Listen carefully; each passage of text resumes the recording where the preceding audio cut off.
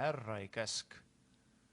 võimaldab siis kas ühte või mitut objekti ning ka plokkobjekte paigutada siis etteantud kujul nii-öelda korduma.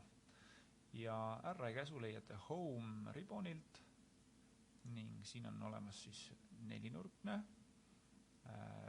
piki mingit trajektoori ja ka ringikujuliselt objektide korduv kasutamine. Ja kui ma paigutan nüüd selle plokkobjekti kuskile siis mingile alale, on mul võimalik kasutada siis näiteks rectangular array käsku ning vaadata, kui palju etteantud mõõtudega plokkobjekti siis näiteks mahub mingile kindlale alale. Seda array käsku kasutades on mul võimalik siis ette anda siin väga konkreetsed numbrid, kui mitu rida, kui mitu tulpa, kui suur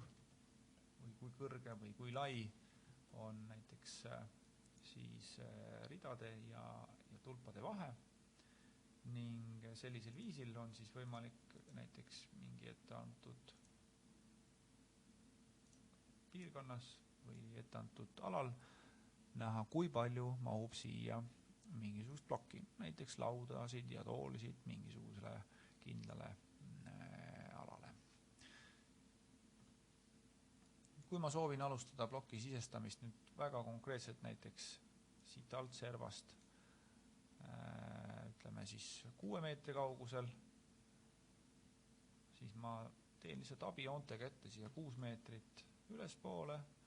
ja võib-olla siis paremale poole näiteks 2 meetrit. Nii, saan siis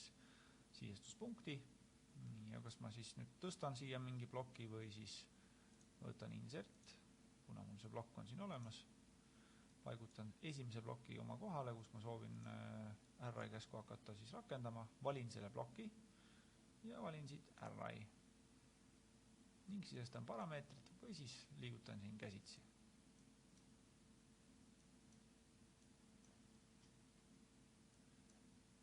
Sellisel viisil on siis võimalik paigutada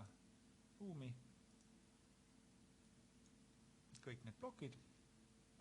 ja samas on teil võimalik lihtsa vaevaga kokku lugeda, kui mitu rida, kui mitu tulpa siis